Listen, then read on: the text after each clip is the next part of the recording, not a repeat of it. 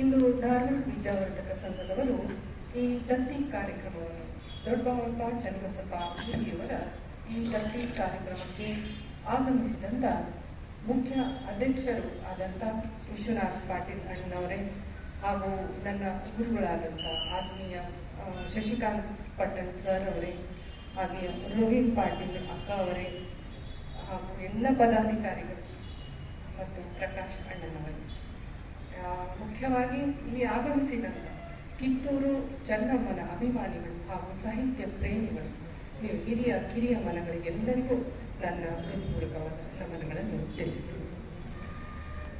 ಇಂದು ನಾವು ಕಿತ್ತೂರಿನ ಮೊದಲ ಇತಿಹಾಸಕಾರರಾದಂಥ ದೊಡ್ಡಬಾವಪ್ಪನವರು ಸುಮಾರು 77 ವರ್ಷಗಳ ಹಿಂದೆ ಈ 4 ಕೃತಿಗಳನ್ನು ಅವರು ಪ್ರಕಟಿಸಿದರು. ಕಿತ್ತೂರು ಚೆನ್ನಮ್ಮನ ಆಕರಗಳ 4 ಪುಸ್ತಕಗಳನ್ನು ಪ್ರಕಟಿಸಿದರು. ಅದರಲ್ಲಿ 3 ನಾವು ಇವತ್ತು ಮತ್ತೆ ಮರು ಸಂಪಾದಿಸಿ ಅದನ್ನು ಪ್ರಕಟಣೆ ಮಾಡಿ ಅದನ್ನು ಲೋಕಾರ್ಪಣೆಯನ್ನು ಮಾಡ್ತಾ ಇದ್ದೀವಿ. ಅದರ ಪರಿಚಯವನ್ನು ಮಾಡಿಕೊಳ್ಳುವುದಕ್ಕಿಂತ ಮುಂಚೆ ದೊಡ್ಡಬಾವಪ್ಪ ಚನ್ನಬಸಪ್ಪ ಮುನಿಯವರ ಐತಿಹಾಸಿಕ ದೃಷ್ಟಿಯ ಬಗ್ಗೆ ಕೆಲವು ನಾನು ಹೇಳಬೇಕು ಅಂತ ಬಯಸ್ತೀನಿ. ಏಕೆಂದರೆ ದೊಡ್ಡಬಾವಪ್ಪನವರು ಹೇಳ್ತಿದ್ರು, ಸಂಪದ್ಭರಿತವಾದ ಈ ಭಾರತ ದೇಶವನ್ನು ಅನೇಕ ಪರಕೀಯರು ದೋಚಿದರು, ನಮ್ಮನ್ನು ದಾಳಿ ಮಾಡಿದರು, ಅಷ್ಟೇ ದುರ್ನಡತೆಯಿಂದ, ಅಧರ್ಮದಿಂದ, ದುರ್ವಿಲಾಸದಿಂದ ನಮ್ಮನ್ನು ಆಳಿದರು. ಅವರ ಮುಂದೆ ಇಂಥ ದುಷ್ಟ ವೈರಿಗಳಿಗೆ ಎದೆವಡ್ಡಿ ನಿಂತ ಅನೇಕ ರಾಣಿಯರು, ಅರಸರು ತಮ್ಮ ಸಧರ್ಮವನ್ನು, ಛಲಬಲ ಸತ್ಯದ ಪರಂಪರೆಯನ್ನು ಬಿಡದೆ ಅವರು ಎದೆವಡ್ಡಿ ನಿಂತ ಅರಸರಲ್ಲಿ, ರಾಣಿಯರಲ್ಲಿ ರಾಣಿ ಚೆನ್ನಮ್ಮರು ಅಗ್ರಗಣ್ಯರು ಅಂತ ದೊಡ್ಡಬಾವಪ್ಪನವರು ಹೇಳಿದರು. ಹಾಗೆ ಅಂತೆಯೇ ಅವರಿಗೆ ಸ್ವಾತಂತ್ರ್ಯ ಸಂಗ್ರಾಮದ ಬೆಳ್ಳಿ ಚುಕ್ಕಿ ಅಂತಲೂ ಕರೆದರು. ಅದನ್ನು ದೊಡ್ಡಬಾವಪ್ಪನವರು ದಾಖಲೆ ಸಹಿತವಾಗಿ ದಾಖಲಿಸಿ ನಮ್ಮ ಮುಂದೆ ತೆಗೆದಿದ್ದರು ಅಂತ ಹೇಳ್ಬಯಸ್ತೇನೆ.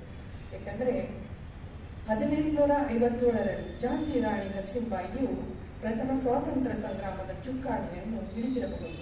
ಆದರೆ ರಾಣಿ ಚೆನ್ನಮ್ಮರು 1828ರಲ್ಲಿ ಅದರ ಕಹಳೆಯನ್ನು ಊದಿದವಳು ಅಂತ ದೊಡ್ಡಬಾವಪ್ಪನವರು ಹೇಳ್ತಿದ್ರು. ಹಾಗೆ ನಾವೆಲ್ಲ ಕನ್ನಡ ನಾಡಿನವರು ಇದನ್ನು ಎಲ್ಲ ಕಡೆಗೂ ಉಲ್ಲೇಖಿಸಬೇಕು ಅನ್ನುವುದು ಅವರ ಆಸೆಯಾಗಿತ್ತು ಅಂತ ಹೇಳಬಯಸಿದೆ. ದೊಡ್ಡಬಾವಪ್ಪನವರು ಕಂಡುಹಿಡಿದ ಈ ಕಾಗದ ಪತ್ರಗಳ ಪರಿಶೋಧಿಸಿದ ಪರಿಯನ್ನು ನೋಡಿದರೆ ನಮಗೆ ಬಹಳ ಸೋಜಿತ ಆಗ್ತದೆ. ಏಕೆಂದರೆ ನಿಮ್ಮಲ್ಲಿ ಬಹಳಷ್ಟು ಜನರಿಗೆ ರಾಣಿ ಚೆನ್ನಭೈರವಿ, ಉಲ್ಲಾಡದ ಅಬ್ಬಕ್ಕ, ರಾಣಿ ರುದ್ರಮ್ಮಾಜಿ, ರಾಣಿ ವೀರಮ್ಮಾಜಿ, ತುಮಕೂರದ ವೀರಮ್ಮ ಇವರೆಲ್ಲರ ಬಗ್ಗೆ ಯಾವ ಐತಿಹಾಸಿಕ ದಾಖಲೆಗಳು ನಮಗೆ ಗೊತ್ತಿಲ್ಲ. ಅದೇ ಶ್ರೇಣಿಯಲ್ಲಿ ರಾಣಿ ಚೆನ್ನಮ್ಮಳು ಕೂಡ ಇದ್ದಳು. ಆದರೆ ದೊಡ್ಡಬಾವಪ್ಪನವರು ಅದನ್ನು ಪರಿಶೋಧಿಸಿ ಹೊರಗೆ ತೆಗೆದು ರಾಣಿ ಚೆನ್ನಮ್ಮಳು ಅಂತ, ಮಾತೋಶ್ರೀ ಚೆನ್ನಮ್ಮಳು ಅಂತ ನಮಗೆ ತೋರಿಸಿಕೊಟ್ಟರು.